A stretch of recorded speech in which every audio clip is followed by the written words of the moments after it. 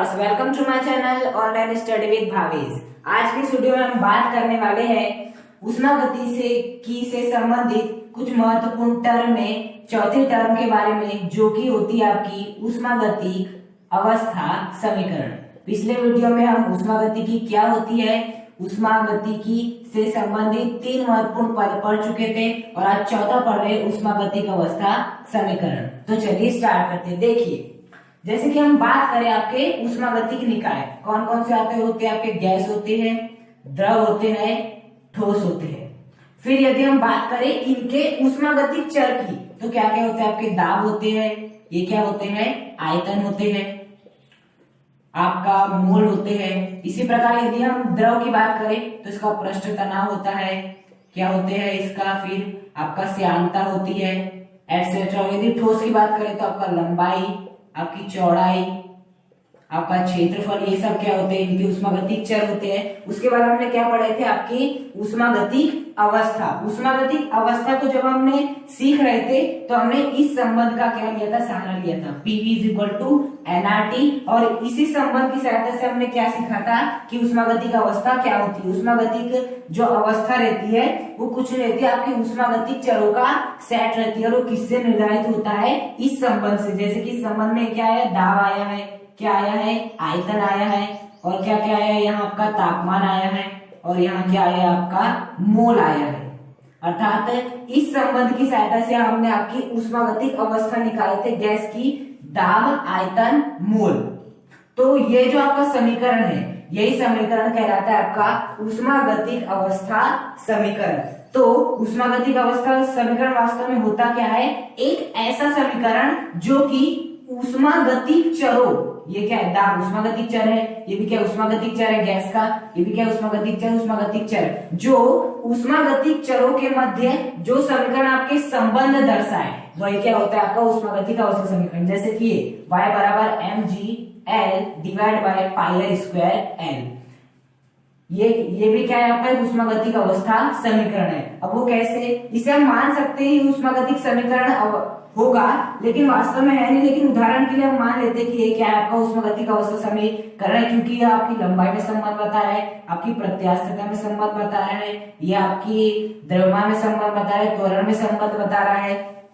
तो यह भी क्या है आपका एक ऊष्मागतिक अवस्था समीकरण है। क्यों? क्योंकि आपकी ऊष्मागतिक चर लंबाई, क्षेत्रफल, द्रव्यमान के मध्य क्या बता रहा है, संबंध बता रहा है। तो ऊष्मागतिक अवस्था समीकरण क्या होता है, ऐसा समीकरण जो ऊष्मागतिक निकाय, जो कि तीनों होते हैं, के ऊष्मागतिक चर जो कि ये होते हैं, के मध्य क्या दिखाए, संबंध दर्शाए, क्या कहलाता है आपका ऊष्मागतिक अवस्था समीकरण कहलाता है। अब हम बात करेंगे आपके नेक्स्ट टॉपिक, और वो है सबसे महत्वपूर्ण है तापीय संतुलन, या जिसे हम तापीय साम्य अवस्था भी कहते हैं। तापीय संतुलन या तापीय साम्य अवस्था, तापीय संतुलन। देखिए क्या होता है, इसे तापीय साम्य अवस्था भी कहते हैं। जैसे कि अब हम मेन आ रहे आपके ऊष्मागतिक नामक चैप्टर में। अब आपको ऊष्मागतिकी जब हम पढ़ूंगा, मैं ये नहीं बोलूंगा ठोस द्रव गैस, मैं सीधे बोलूंगा आपका ऊष्मागतिक निकाय। आपको समझ जाना ठोस द्रव गैस की बात करो। यदि मैं ऊष्मागतिक चर की बोलूं तो आपको समझ जाना कि मैं दाब, आयतन, क्षेत्रफल इनकी बात कर रहा हूँ, और यदि मैं ऊष्मागतिक अवस्था की बात करूं तो आपको समझ जाना कि मैं उनके सेट के बारे में बात कर रहा हूँ। तो ये हो गया आपका एक सीमा पृष्ठ है, ये क्या है आपकी एक सीमा पृष्ठ है। और ये जो सीमा पृष्ठ है वो कैसी है आपकी, मैं मान लेता हूँ रुद्धोष्म है। अब रुद्धोष्म क्या होती है, आप सभी ने पढ़ चुके पिछले वीडियो में। रुद्धोष्म मतलब जिसमें से कि नहीं बाहर से उष्मा अंदर आ सकती है और ना ही अंदर से उष्मा बाहर जा सकती, दोनों ही नहीं होगा। नहीं बाहर से उष्मा अंदर आ सकती है और ना ही अंदर से उष्मा बाहर जा सकती है। तो ऐसे सीमा पृष्ठ को क्या कहते हैं हम, रुद्धोष्म सीमा पृष्ठ। तो मैंने एक रुद्धोष्म सीमा पृष्ठ ले लिया है, और यहाँ मैंने ऊष्मागतिक निकाय के रूप में किसे ले लिया है, गैस को ले लिया है। मैं यहाँ ठोस भी ले सकता हूँ, द्रव भी ले सकता हूँ, लेकिन मैंने इस रुद्धोष्म सीमा पृष्ठ के अंदर क्या ले लिया आपका ऊष्मागतिक निकाय, गैस ले लिया है। अब गैस का क्या क्या होता है, दाब होता है, ऊष्मागतिक चर है गैस के, आयतन होता है, साथ ही साथ क्या होता है इसका मोल भी होते हैं। तो अब देखिए इसका ये हो गया दाब, आयतन, मोल इसका गैस का तापमान भी होता है, तो मैं कितना मान लेता हूँ, टी मान लेता हूँ। अब यदि ये गैस जिसका दाब P है, आयतन V है, जिसके मोल N है और जिसका तापमान T है, अब ये चूंकि रुद्धोष्म सीमा पृष्ठ के अंदर उपस्थित है, तो बताइए नहीं इसमें बाहर से कोई ऊष्मा आएगी और नहीं अंदर से ऊष्मा बाहर जाएगी। और यदि कोई ऊष्मा नहीं बाहर से अंदर आएगी, नहीं अंदर से बाहर जाएगी, तो जो आपका टेम्परेचर है वो तो नियत ही बना रहेगा, जो आपका दाब है वो भी क्या बना रहेगा, सदैव नियत ही बना रहेगा। क्यों? क्योंकि नहीं बाहर से कुछ आ रहा है, नहीं अंदर से कुछ बाहर जा रहा है। मतलब ये गैस का जो दाब आप 5 मिनट पहले देखेंगे, वही दाब आप 1 घंटे बाद भी देखेंगे। जो आप आयतन आज देखेंगे, वही आयतन कल भी देखेंगे। जो गैस के मोल होंगे, माना यहाँ गैस के मोल 1 मोल है, गैस के कितने मोल है, 1 मोल है, तो आप यदि कल भी देखेंगे तो गैस के 1 ही मोल नजर आएंगे। यदि गैस का टेम्परेचर 25 डिग्री सेल्सियस होगा, तो कल देखिए या 100 साल बाद देखिए, यहाँ जो आपका टेम्परेचर है वो आपको 25 डिग्री सेल्सियस देखने मिलेगा। क्यों? क्योंकि ये रुद्धोष्म सीमा पृष्ठ के भीतर उपस्थित है, जिसमें कि बाह्य वातावरण की किसी चीज का कोई प्रभाव नहीं पड़ता और नहीं अंदर की कोई चीज बाहर जा सकती है। तो यह जो आपकी गैस है ना, वो तापीय संतुलन की स्थिति में मानी जाएगी। किसमें मानी जाएगी? तापीय संतुलन की स्थिति में मानी जाएगी। इसे हम बोल सकते हैं तापीय साम्यावस्था मानी जाएगी। तो तापीय संतुलन क्या होता है? तापीय संतुलन एक ऐसी अवस्था होती है जिसमें जो गैस का जो भी, यहाँ गैस के साथ हम ठोस भी ले सकते थे, द्रव भी ले सकते थे, तो जो आपकी गैस होती है उसका दाब, आयतन, मोल, तापमान सदैव नियत रहता है। तो आपकी गैस क्या मानी जाती है? तापीय संतुलन में मानी जाती है। तापीय संतुलन के लिए क्या आवश्यक है कि वह जो भी आपका उष्मागतिक निकाय है, उसके जो उष्मागतिक चर है वो सदैव क्या रहे? नियत रहे, अनंत काल तक, मतलब कि कभी बदले ही ना। तो वो वस्तु क्या मानी जाएगी? तापीय साम्यावस्था में मानी जाएगी।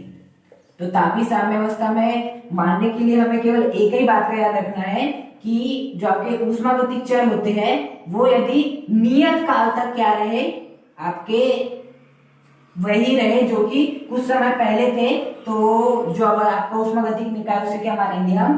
तापीय साम्यावस्था में मानेंगे। अब मैं बात करूंगा आपके सेकंड एग्जाम्पल की। यदि आपके पास मान लो, इसमें तो क्या था, आपकी एक ही सीमा पृष्ठ थी, वो भी रुद्धोष्म थी, और साथ ही साथ क्या था, केवल एक ही उष्मागतिक निकाय था। अब यदि आपके 2 उष्मागतिक निकाय हो जाए, कैसे उष्मागतिक निकाय हो जाए? 2 हो जाए और दोनों ही क्या हो? रुद्धोष्म हो। दोनों ही क्या हो आपका? ऐसा रुद्धोष्म से क्या हो? घिरे हुए हो। ये जो आपका सीमा पृष्ठ है, ये जो दिख रही है आपको, ये जो दिख रही है आपको, ये क्या है? आपकी रुद्धोष्म सीमा पृष्ठ है। और इसमें भरी आपकी, यहाँ भी मैंने आपका गैस ही भर दिया हो और यहाँ भी आपको मैंने गैस ही भर दिया हो। आपको उष्मागतिकी में साधारणतः ना गैसों के बारे में बात करना है, ठोस द्रव के बारे में बहुत कम बात करना है। तो ये हो गया आपका पहला आपका रुद्धोष्म सीमा पृष्ठ, और ये हो गया आपका दूसरा रुद्धोष्म सीमा पृष्ठ। अब इस गैस का जो दाब है वो मान ले तो P1 है, जो आयतन है V1 है, जो मोल है वो N1 है, और जो टेम्परेचर है वो कितना है? T1 है। उसी प्रकार ये गैस का जो दाब है वो कितना है? P2 है, V2 है, अब मोल कितना है? N2 है, और तापमान कितना है? T2 है। इसका तापमान मान लेते 25 डिग्री सेल्सियस होगा, इसका तापमान माना 30 डिग्री सेल्सियस होगा। और ये दोनों ही गैस है, ये वाली गैस भी आपकी, जो ये वाली गैस है वो भी रुद्धोष्म सीमा पृष्ठ से घिरी हुई है, और ये भी किससे घिरी हुई है? रुद्धोष्म सीमा पृष्ठ से घिरी हुई है।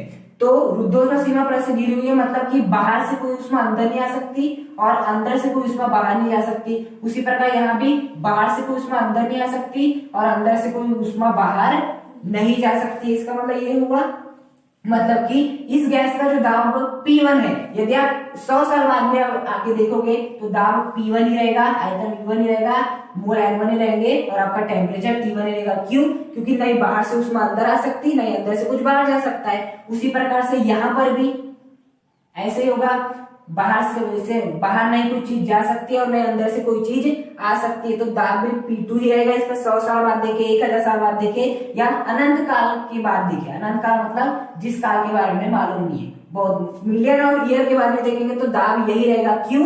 क्योंकि रुद्धोष्म सीमा पृष्ठ से घिरी हुई है, तो आपको दाब P2 ही मिलेगा, V2 मिलेगा, N2 मिलेगा, T2 ही मिलेगा। तो ये वाली गैस भी किसमें मानी जाएगी? आपकी तापीय संतुलन की अवस्था में मानी जाएगी। ये भी गैस कौन सी अवस्था में मानी जाएगी? तापीय संतुलन की अवस्था में मानी जाएगी। और ये भी गैस तापीय संतुलन की अवस्था में ही मानी जाएगी। अर्थात कोई भी गैस या कोई भी ऊष्मागतिक निकाय तापीय संतुलन की स्थिति में कब माना जाएगा? जब उसके जो ऊष्मागतिक चर है जैसे कि P1, V1, N1, T1 वो अनंत काल तक नियत ही रहे, मतलब कभी बदले ना, तो क्या माना जाएगा? तापीय संतुलन की स्थिति माना जाएगा उस ऊष्मागतिक निकाय को। और ये केवल शर्त है इसकी कि वो कैसी होनी चाहिए? रुद्धोष्म होनी चाहिए।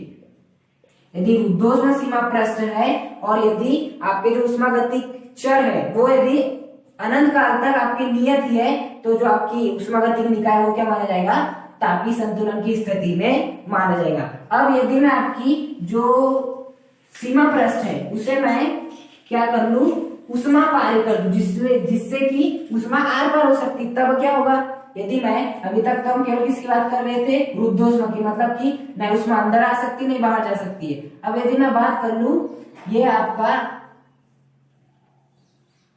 जो है ये भरी हुई है आपकी गैस, यहाँ है आपकी गैस 1 और ये है आपकी गैस 2, और ये जो है ऊष्मा पार्य किसमें रखी हुई है? ऊष्मा पार्य सीमा पृष्ठ से घिरी हुई है। ऊष्मा पार्य सीमा पृष्ठ क्या होता है? एक ऐसा पृष्ठ जिसमें कि क्या हो सके? ऊष्मा का आदान प्रदान हो सके। ये क्या आपकी ऊष्मा पार्य सीमा पृष्ठ है। ये क्या आपकी ऊष्मा पार्य सीमा पृष्ठ है।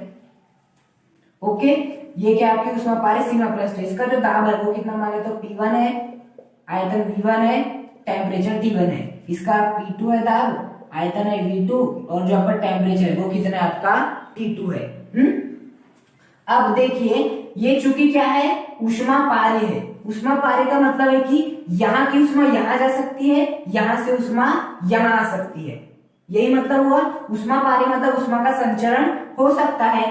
तो देखिए, और ऊष्मा का संचरण कब होता है? जब आपकी टेम्परेचर में क्या हो? विभिन्नता हो, टेम्परेचर में भिन्नता हो। अर्थात टेम्परेचर जब भी अलग अलग होता है, टेम्परेचर जब भी अलग अलग होता है, जैसे कि यहाँ टेम्परेचर कितना T1 है, यहाँ टेम्परेचर कितना है आपका? T2 है। अर्थात यहाँ पर किसका होगा आपका प्रवाह? यहाँ ऊष्मा का प्रवाह होगा। क्यों? क्योंकि टेम्परेचर में क्या है? विभिन्नता है। टेम्परेचर का अर्थ होता है तापमान।